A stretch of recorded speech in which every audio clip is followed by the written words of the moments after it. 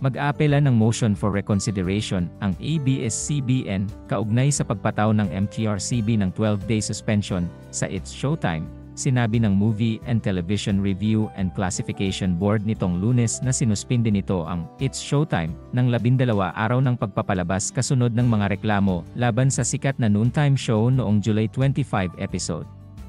Binanggit ng review board ang mga reklamong natanggap nila mula sa mga manonood patungkol sa episode ng palabas, partikular sa segment nitong Isip Bata. Sa nasabing segment, nakita si Ayon Perez na may hawak na cake at dinidilaan ang icing nito.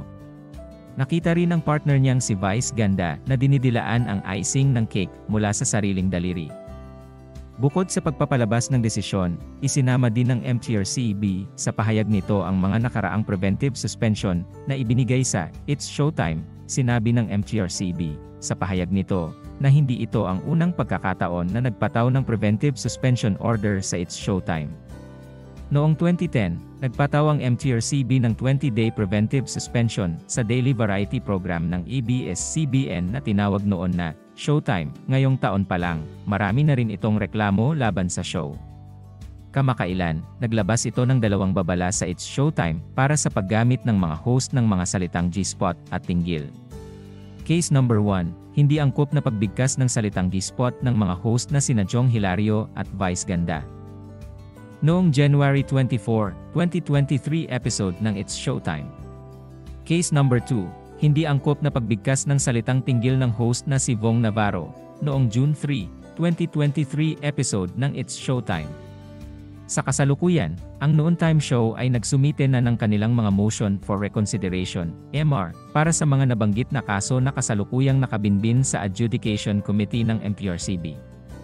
Matatandaan din na ang noontime show ay nakatanggap ng mga naunang babala mula sa board kaugnay ng pagbigkas ng salitang Pek Pek Shorts na January 9, 2023 episode ng show at indecent attire at performance ni Kim Duenas sa Girl on Fire na segment na ipinalabas noong February 15, 2023. Ngunit sinabi rin itong ibinasura nito ang mga reklamo laban sa It's Showtime dahil sa kawalan ng merito.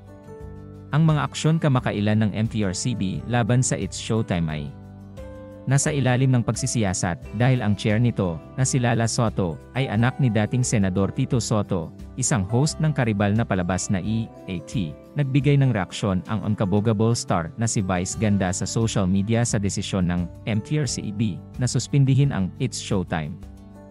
In the middle of difficulty lies every opportunity, ibinahagi ni Vice Ganda sa isang art card na naipost noong September 4, samantala, hindi nag-aksaya ng oras si Rendon Labrador sa pagtugon sa balitang pinatawan ng MTRCB ng suspension ang It's Showtime. Nagbahagi ito sa social media upang ipahayag ang kanyang mga saloobin.